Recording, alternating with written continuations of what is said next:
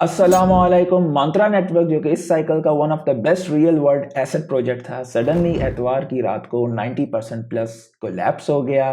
बेतहाशा retail investors का बेड़ा गर्क हो गया है, खास करके उन लोगों का जिन्होंने पोर्टफोलियो मैनेजमेंट सही तरीके से नहीं की हुई थी, या तो अपने पोर्टफोलियो का बड़ा हिस्सा इसमें डाला हुआ था या टोटली इन थे, तो उन सब का बेड़ा गर्क हो गया है। यहाँ से क्या ये प्रोजेक्ट वापस आ सकता है? बहुत कम चांसेस हैं, उसके हवाले से भी बात करेंगे। और अब मार्केट में खबरें आनी भी शुरू हो गई हैं कि क्या हुआ था, कैसे हुआ था, किसने किया था। यहाँ तक इसके को फाउंडर ने भी कुछ अपडेट्स वगैरह दी हैं और मार्केट में पता भी चल रहा है कि ये लिक्विडेशंस हुई हैं, क्या हुआ है और किस तरह से ये सारा काम हुआ था। अभी तक ऑफिशियल स्टेटमेंट्स में अगर हम देखें तो उसके बारे से बात करेंगे कि इनके जो को फाउंडर हैं उन्होंने कुछ डिटेल्स शेयर की हैं। ओम नेटवर्क का आप देख लें, मार्केट में उसका तबाही हुई हुई है। तो जेपी मुलिन जो कि को फाउंडर हैं मंत्रा नेटवर्क के, इन्होंने गालिबन तकरीबन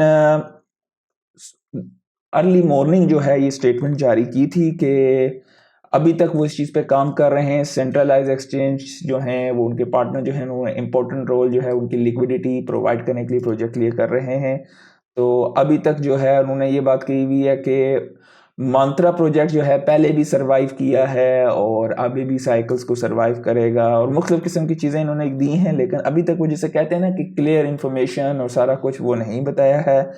तो कहते हैं कि इन कमिंग आवर्स हम लोग कम्युनिटी के साथ एक्स पे कनेक्ट होंगे और मज़ीद इन्फॉर्मेशन इसके हवाले से शेयर करेंगे।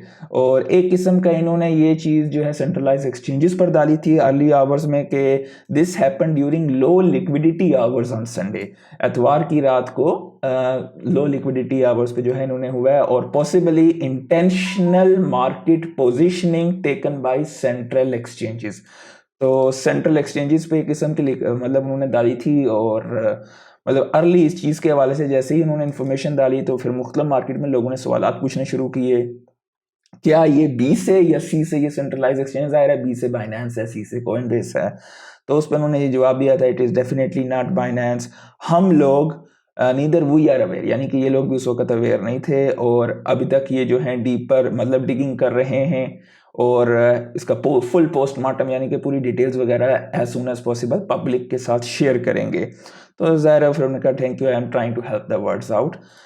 उसके बाद कुछ इन्फॉर्मेशन आनी शुरू हुई लोकॉन चेन पे भी जो है, आपको ये देख के क्रैश होने से पहले 7 अप्रैल से तकरीबन 17 वॉलेटों ने 43.6 मिलियन ओम जो कि इनकी मालियत थी 227 मिलियन की उस वक़्त की, एक्सचेंजेस में डिपॉजिट किया था, जो कि इसकी सर्कुलेटिंग सप्लाई का 4.5% था, जो कि अच्छी खासी बड़ी अमाउंट है। ये आर्कम टैग पे दिया हुआ है, और साथ ही साथ ये बताया है कि ये एड्रेसेस जो थे वो लिंक थे लेज़र डिजिटल जो कि उनका एक स्ट्रेटेजिक इन्वेस्टर है, और इसके अलावा जो है इस पर मज़ीद और इन्फॉर्मेशन भी दी हुई हैं कि शैन शिन ये भी उनके एक इन्वेस्टर थे, इनके हवाले से भी काफ़ी ज़्यादा नाम उस पर आ रहे हैं, इनके भी वॉलेट उसके साथ कनेक्टेड था। तो इसका मतलब है this means it was a premeditated profit take. तो वो एक वीसी थे बेसिकली, और मार्केट में मतलब प्रॉफिट नॉर्मली क्या होता है कि जब भी आप बेचते हैं तो over the counter OC deals की जाती हैं।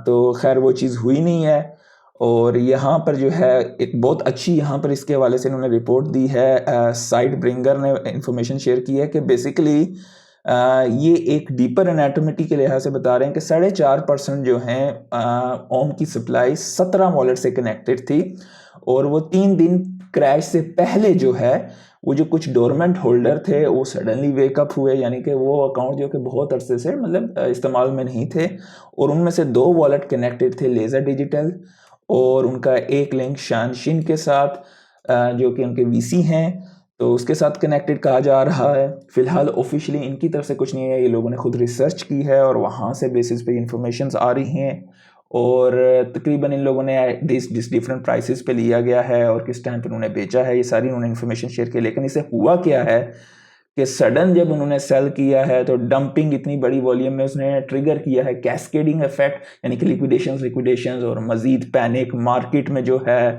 मार्केट मेकर के पुल बिड्स वगैरह स्लिपेज जो है एकदम स्पाइक अप हो गई। ऑल्गो ट्रिगर्स ने भी एग्जिट फ्लैश जो है करना शुरू कर दिया।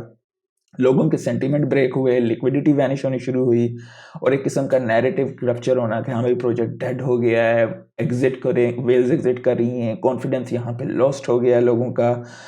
ऑन चेन अगर देखें तो ऑन चेन कोई भी प्रोटोकॉल का एक्सप्लॉइट नहीं है, कोई भी ब्रिज में फ्लो नहीं है, कोई ब्रिज ट्रांसफर वगैरह में फ्लो नहीं है, टेक्निकल फेलियर नहीं है, और सिर्फ प्राइस कोलैप्स हुई है। तो ये कह रहे हैं कि ये एक ट्रस्ट रग हुआ है। मतलब बहुत अच्छी रिपोर्ट है। इसी तरह उन्होंने बताया कि पहले भी 2021 में आयरस टाइटन कोलैप्स हुआ था, लूना का क्रैश हुआ था, FTX का।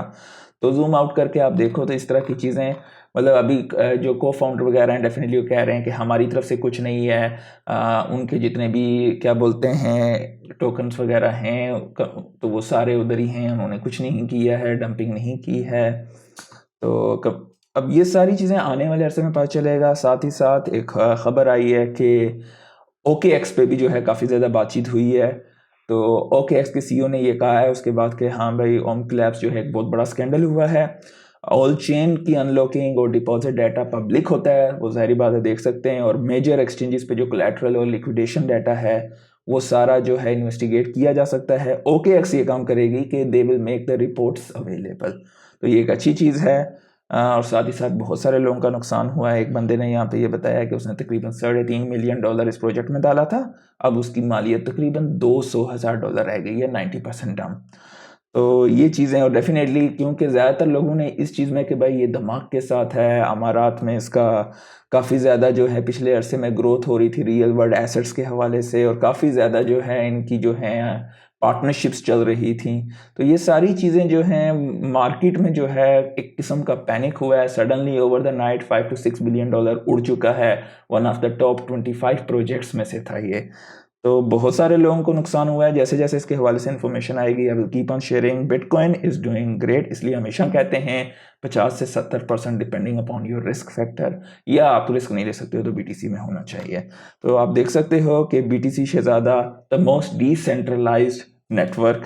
क्यों बिटकॉइन में हमेशा कहता हूँ कि satoshi is all you should care about, कि आपके किसी प्रोजेक्ट में पैसा हो रहा है, you make sure your satoshis are increasing. तो ये एक चीज़ है। काफ़ी ज़्यादा जिन लोगों ने ये मिस्टेक की है, मिस्टेक हो गई है, इसका हल चांसेस ये नहीं है कि यहाँ से मार्केट अगर आपका ऑलरेडी 90-95% डाउन हो चुके हो तो वेट, ये भी हो सकता है अगर आप नहीं और वेट कर सकते हो तो कैश आउट कर लो। नॉर्मली इतने खास टर्म के बाद एक छोटा सा पंप आ सकता है, चांसेस हैं और नहीं है ये कोई बंदा नहीं कह सकता, क्योंकि इसके फंडामेंटल्स चेंज हो गए हैं। आपको टेक्निकल मैकेनिकल इस वक्त कुछ नहीं बताएंगे। तो अपॉर्चुनिटी भी हो सकती है, हाँ भाई थोड़ा सा 10-15% का अगर पॉप अप आता है तो बड़ी अमाउंट है तो आप वहाँ पे रिस्क ले सकते हो। और जनरली आपको अगर आपके पोर्टफोलियो का मेजर हिस्सा है तो take a time off from the computer, sit back और सोचो कि, और राइट डाउन करो कि क्या क्या गलतियाँ हुई हैं, मैंने क्या क्या गलतियाँ की हैं, मैं कैसे फ्यूचर में इन चीज़ों को मिनिमाइज कर सकता हूँ। ठीक है, आज के लिए इतना ही। जैसे इसकी अपडेट्स आएंगी मज़ीद आपके साथ शेयर करूँगा। अल्लाह हाफिज़।